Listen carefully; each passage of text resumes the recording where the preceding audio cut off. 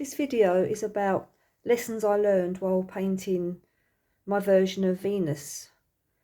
And here's the finished, well, finished for now, but I may go back and add some more detail. I'm not sure yet. But anyway, this is how it looks at the moment. When I decided to paint Venus, I looked at the painting of Venus de Milo by Botticelli, and that's what I based my original ideas on. And so here in my sketchbook I was trying to sketch out Venus like coming out of a seashell,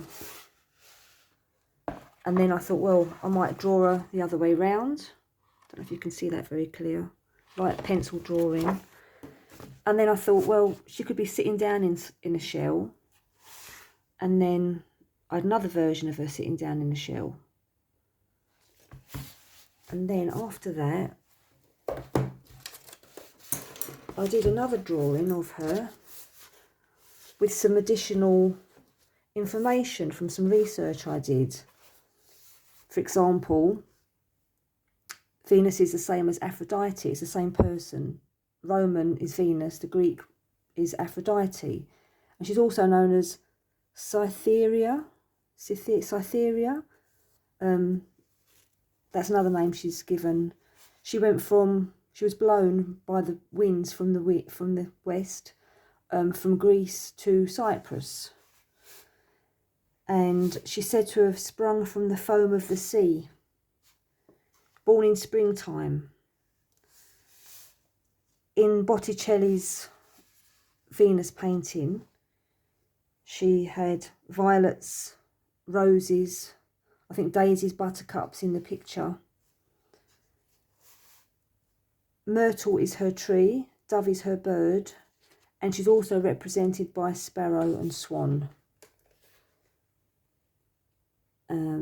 What else have we got here?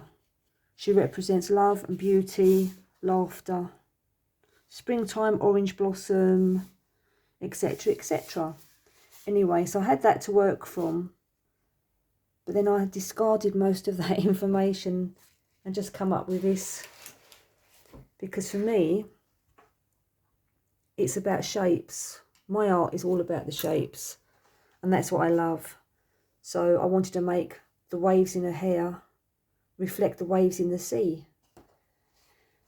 Yeah, my interest comes from the shapes and the curves of the body and the way the sand comes up to the foamy edge of the sea there.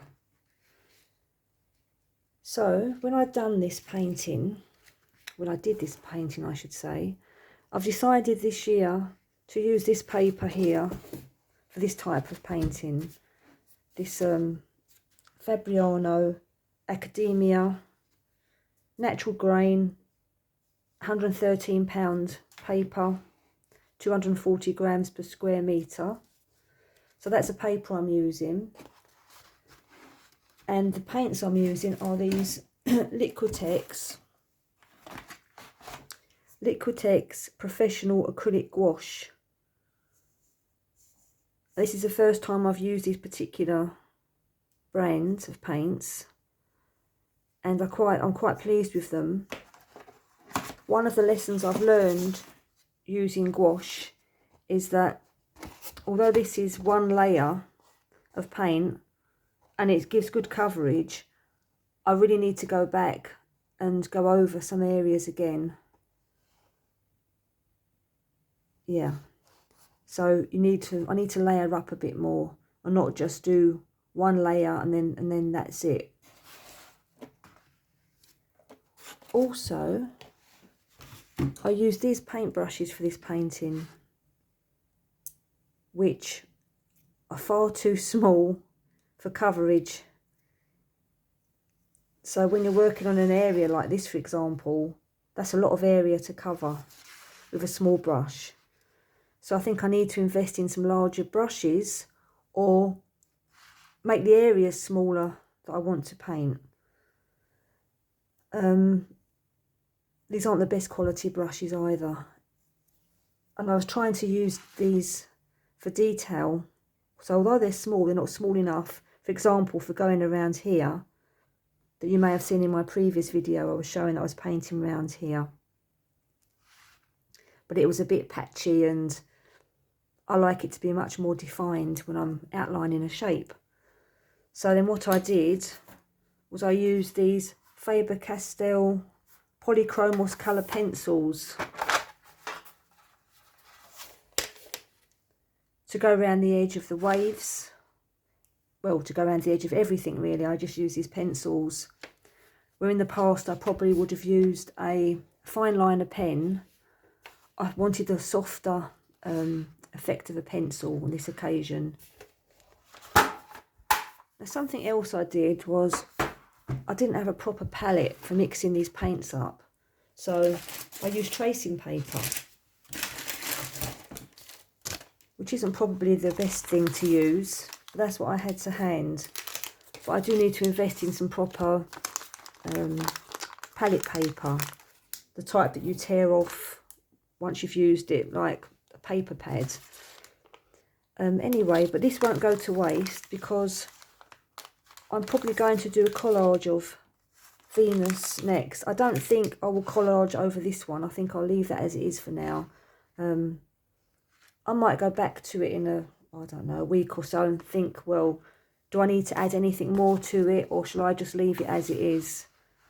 But anyway, I thought this would be quite good. These tracing paper here. I've cut out a couple of bits to show you. For example, where could that go? That go? No, it doesn't go there, does it? Oh, there. For example, that's just a rough idea there. So I could make some quite good collage papers, like so, out of this. So nothing will go to waste. So I've got a few bits there. And what else have I learned? You see,